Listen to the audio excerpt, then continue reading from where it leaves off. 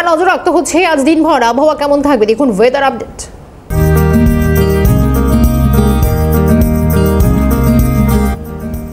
এবারে June July মাসে কিন্তু রেকর্ড বৃষ্টি হচ্ছে। নিম্নচাপের জেরে বিক্ষিপ্ত বৃষ্টি আবারও দক্ষিণবঙ্গে। বিক্ষিপ্ত বৃষ্টির কথা বলছি কলকাতা সহ দক্ষিণবঙ্গের বেশ কয়েকটি জেলায়। ভারী বৃষ্টির সম্ভাবনা তেমন নেই দক্ষিণবঙ্গে আপাতভাবে, আর উত্তরের জেলাগুলিতে ভারী বৃষ্টির পূর্বাভাস থাকছে।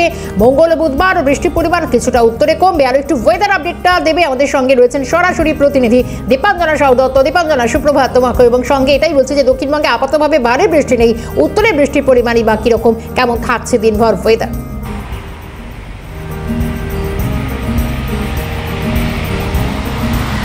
তোমাকে সুপ্রভাত শর্মিষ্ঠা।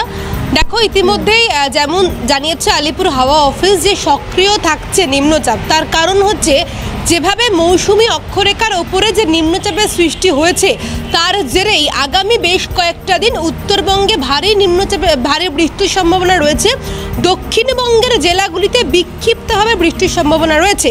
দেখা যাচ্ছে আলিপুর হাওয়া অফিস জানিয়ে দিয়েছে যে রবিবার অর্থাৎ আজ থেকে দক্ষিণবঙ্গে একেবারে বিক্ষিপ্তভাবে বৃষ্টি হতেও পারে আবার নাও হতে পারে, কিন্তু উত্তরবঙ্গে রবিবার এবং সোমবার ভারী বৃষ্টির সম্ভাবনা রয়েছে। মঙ্গলবার এবং বুধবার বৃষ্টির পরিমাণ কমবে, কিন্তু বৃহস্পতিবার উত্তরবঙ্গে আরও বেশি বৃষ্টির সম্ভাবনা রয়েছে। তার পাশাপাশি 30 থেকে 40 কিলোমিটার বেগে একটা ঝড় বইতে পারে, এমনই জানাচ্ছে আলিপুর হাওয়া অফিস।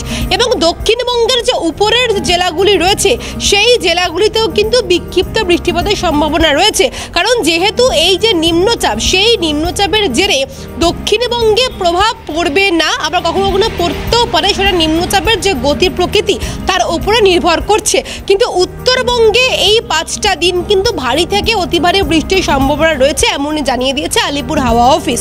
শর্মিষ্ঠা, ধন্যবাদ দীপাঞ্জনা।